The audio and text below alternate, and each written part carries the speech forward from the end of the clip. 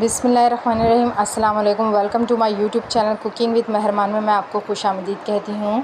तो आज मैं आपके लिए बना रही हूँ बीफ़ का आलू गोश्त शोरबे वाला, जो हम घर के मसालों से तैयार करेंगे। तो इसके लिए मैंने आधा किलो बीफ़ ले लिया है। 3 दरमियानी साइज़ की मैंने प्याज ले ली, जिसे बारीक पीस लिया है। स्पाइस में मैंने 1.5 चम्मच पिसी लाल मिर्च, 1.5 चम्मच पिसा धनिया, आधा चम्मच हल्दी, 1 चम्मच नमक और आधा चम्मच कश्मीरी लाल मिर्च ली है। कश्मीरी लाल मिर्च सिर्फ अच्छे कलर के लिए होती है, ये अगर आपके पास है तो डाल दें, नहीं है तो स्किप कर दें।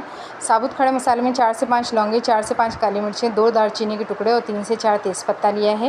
ये तमाम स्पाइस आप अपने टेस्ट के मुताबिक कम ज़्यादा कर सकते हैं। अब पतीली के अंदर में 1 कप ऑयल लिया है मैंने, इसके अंदर साबुत खड़ा मसाला डाल दिया है, गोश्त भी डाल दूँगी इसमें और 1.5 चम्मच लहसुन अदरक का पेस्ट डाल दूँगी और तीनों चीज़ों को मैं अच्छी तरीके से 5 मिनट के लिए भूनूँगी तेज़ आँच पे। ये देखें अच्छी तरीके से भून गया है। अच्छा, ये बीफ़ का आलू गोश्त बना रही हूँ तो मैं इसे प्रेशर कुकर में बना रही हूँ। आपके पास प्रेशर कुकर नहीं है तो आप पतीली में बना लें। अब मैं इसके अंदर बाकी के स्पाइस डाल दूँगी और स्पाइस डालने के बाद जो मैंने प्याज ली थी 3 अदद बारीक, वो मैंने पीस ली थी अच्छी तरीके से, मैं उसको भी डाल दूँगी और 2 गिलास पानी डालकर प्रेशर कुकर को मैं 20 मिनट के लिए रख दूँगी। पतीले में बना रहे हैं तो 40 से 45 मिनट हल्की आंच पे पकाइएगा आप गोश्त को। 20 मिनट बेल बजने के बाद 20 मिनट तक गोश्त को गलाना है प्रेशर कुकर में।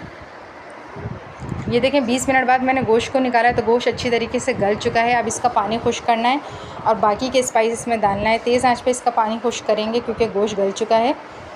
ये मैंने आधा चम्मच भुना हुआ कुटा हुआ ज़ीरा लिया है, आधा चम्मच मैंने ब्राउन प्याज लिए और 1 बड़ी इलायची के दाने ले लिए हैं। इन तीनों चीज़ों को मैंने मोटा मोटा पीस लिया है। इन तीनों चीज़ों को हम डाल देंगे गोश्त में और 2 अदद दरमियाने साइज़ के टमाटर भी डालूँगी मैं, क्योंकि मुझे इनका छिलका उतारना है इसलिए मैंने बड़े बड़े काटे हैं। और 2 चम्मच में इसमें दही डाल दूँगी। दही अगर आपके पास है तो डाल दें, नहीं तो स्किप कर दें। अगर फ्रिज का जमा हुआ दही है तो और अच्छा टेस्ट आएगा। और इसको तेज़ आंच पर अच्छी तरीके से मैं भूनूँगी ताकि टमाटर के छिलके भी उतर जाएं, इसका पानी भी खुश्क हो जाए और ऑयल बाहर आ जाए। ये देखें टमाटर के छिलके मैंने उतार लिए। तेज़ आंच पर मैंने पानी खुश्क करा है। अब इसे 2-3 मिनट तक मैं और भूनूँगी ताकि टमाटर का जो है वो पेस्ट बन जाए, टमाटर अच्छी तरीके से पेस्ट की शक्ल में आ जाए। ये देखें अच्छी तरीके से भून गया है। अब मैं इसके अंदर आलू डालूँगी। देख लें इसका ऑयल भी बाहर आ गया है। अब मैं इसके अंदर आलू डालूँगी और 4 से 5 हरी मिर्चें कटा कर डालूँगी।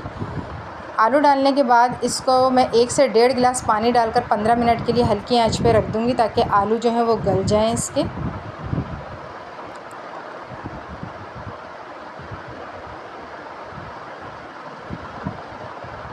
1 से 1.5 गिलास पानी डालकर हरी मिर्चें डालकर और इसको मैं हल्की आंच पे 15 मिनट के लिए रख दूँगी।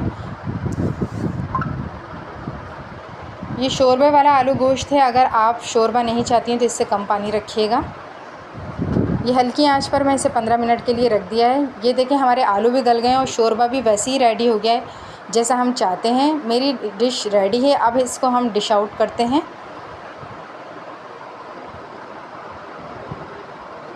मेरी रेसिपी आपको पसंद आई तो लाइक कीजिएगा, मेरे चैनल को सब्सक्राइब कीजिएगा और अपना फ़ीडबैक ज़रूर दीजिएगा।